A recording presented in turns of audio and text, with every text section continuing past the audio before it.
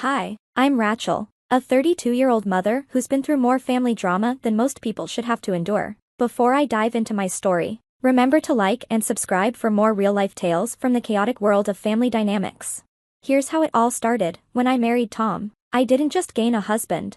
I inherited a whirlwind in the form of my mother-in-law, Linda. From day one, Linda made it clear she thought I wasn't good enough for her son. She had an uncanny ability to walk into a room and instantly drain the joy with her unsolicited advice and constant critiques.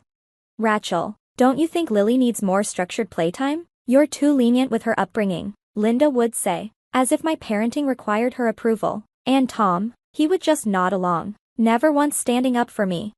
One sunny Tuesday, I decided to redecorate Lily's room. I thought light lavender walls might brighten it up. As I laid out the paint samples, Linda walked in, her eyebrows raised as if she had just smelled something foul. That color is all wrong. Too cold for a child. You're not seriously considering it, are you? She scoffed, not waiting for my response before turning to Tom. Tell her she's making a mistake, she demanded. And, as usual, Tom mumbled, Mom might be right.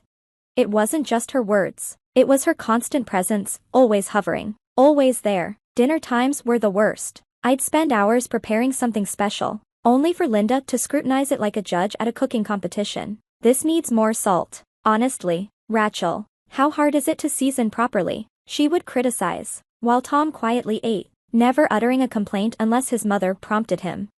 Then came Lily's upcoming birthday. It was supposed to be a simple celebration, but Linda had other ideas. You know, a proper party would have real entertainment, not just homemade games. Shall I hire a magician? She suggested, dialing her phone before I could even respond. Now, Linda, I've got it covered. I tried to intervene, but the icy look she shot me could have curdled milk. It's settled. Kids need something memorable, she said, ending the call and leaving me fuming in silence. Tom, as usual, just stood by, his voice barely audible. Maybe it's for the best. Rachel, Mom knows a lot of people. The day before Lily's birthday, I overheard Linda on the phone bragging about how she had to step in to save the day from my underwhelming plans. Tears stung my eyes, not just from anger but from a deep, growing despair. How much longer could I let this go on? How long before my daughter started to believe Linda's words over mine? That night, I turned to Tom in bed. Do you even hear how she speaks to me? To us, I pleaded, hoping he would finally see sense. Rachel, she's just trying to help. Maybe you're taking things too personally, he sighed, turning away and closing the conversation, leaving me wide awake with a heart full of wounds. As I lay there, the moon casting shadows across our room, I knew something had to change. This wasn't just about a birthday, it was about my life, my daughter's happiness, and the peace of our home. The storm Linda had brought into our lives was about to meet a quiet strength it had underestimated.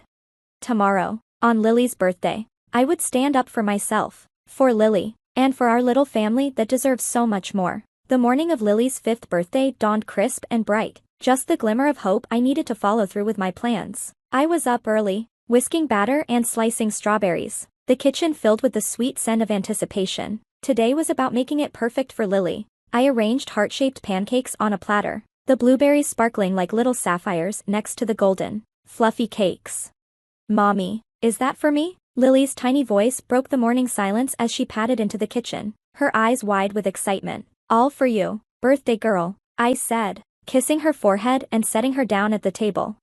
Just then, the kitchen door swung open with a thud, and in stormed Linda, her face already twisted in disapproval. She didn't even greet Lily, just marched straight to the counter where the birthday breakfast lay. This is what you've made? Honestly, Rachel, this won't do at all. Linda's voice was sharp, cutting through the morning warmth like a cold breeze. I felt Lily's small hand squeeze mine, her joy dimming. But Grandma, I love Mommy's pancakes, Lily said softly, her eyes wide with confusion. No, darling, you deserve better, something grand, not this homemade mess, Linda declared. Before I could react, she scooped up the plates and dumped them into the trash. The sound of my efforts crashing into the bin echoed painfully in the kitchen. Linda, what are you doing? It's her birthday, I exclaimed, trying to keep the tremor out of my voice as my hands balled into fists. Linda eyed the trash with a sense of satisfaction. It's settled, she said coolly. Just then, the door swung open, and Tom walked in, his expression a mix of bewilderment and concern. What's going on here? Your mother just threw out Lily's birthday breakfast, I said, my voice trembling with disbelief and anger. Tom, why is she doing this? Tom looked from me to Linda, the conflict evident in his eyes. Mom, why would you do that? He asked, frustration evident in his tone. It wasn't suitable. I'm just looking out for Lily, Linda replied dismissively, her tone cold. This was important to us, to Lily. You can't just barge in and. Tom cut me off, his voice taking on a tone of finality. Let's just get through the day. I watched as Tom faltered, his resolve melting under his mother's expectant gaze. Rachel, maybe Mom's right, let's just order in and avoid the fuss. I stared at him, my heart sinking. Lily tugged at my sleeve, her little face crumpled with confusion and hurt. Mommy, why did Grandma throw my pancakes away? Sweetie, How do you explain to your child that her grandmother values control over her happiness? Tom, this is your daughter's birthday. Your mother can't just. Rachel, let's not make this a big deal, okay? Let's just get through the day, Tom said, his voice weary and pleading. In that moment, it became clear, this wasn't just about pancakes or birthdays, it was about respect, about Lily growing up thinking this was normal. No, Tom, it's always let's just get through the day. When do we start living for us, for Lily? When do you stand up for your family? Tom hesitated, his eyes darting between me and Linda. I am standing up for my family. No, Tom, you're letting your mother walk all over us, I said, my voice rising, each word sharper than the last. Rachel, you're blowing this out of proportion. Am I, or have I just had enough? Clarity burned fiercely within me.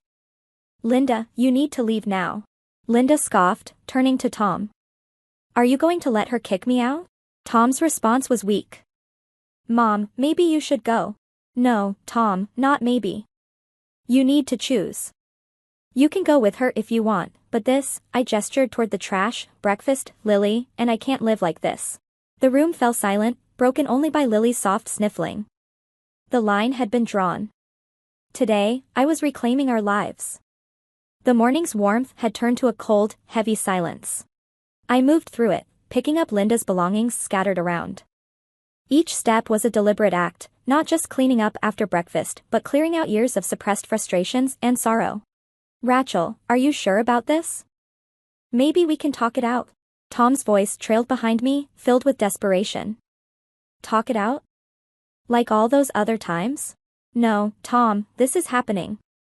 My hands were steady as I packed Linda's bags. The clarity from my earlier decision sharpened with each folded sweater and tucked away toiletry. You're making a mistake, Rachel. You're overreacting, Linda's voice cut from the doorway, harsh and unyielding. I zipped up the last bag and faced them both. I'm making a choice for my daughter, for me. Lily deserves peace in her own home, and so do I. The cab idled outside, the driver glancing at the house and then back at his phone. I grabbed Linda's suitcase, the wheels thudding against each step as I dragged it to the door. Tom, please think about Lily. We can fix this, but not with her here. My final plea was for the man I thought I knew, the one I believed would stand by his family. You're choosing her over your own wife and daughter, I said, my voice cracking. Your responsibility was to your wife and child first. I handed Linda her bag. Her sneer tried to mask the shock in her eyes. You'll regret this, she hissed, her words slipping through clenched teeth as she stepped into the cab. I already regret not doing it sooner, I said, shutting the door on her glare and turning to face Tom. His figure was slumped, torn, but his choice became clear when he grabbed his coat. Tom, if you walk out that door, you don't come back. His pause was the last shred of hope fluttering to the floor. I'm sorry, Rachel. I hope one day you'll understand. With that, he stepped out the door, closing softly behind him as if even it couldn't bear to make a sound. The finality wasn't a slam but a soft click that echoed loudly in the suddenly empty house. Left alone, the silence was no longer oppressive but filled with possibilities. I scooped Lily into my arms, her small body clinging to mine. It's just us now, baby. Just us, but we'll be okay.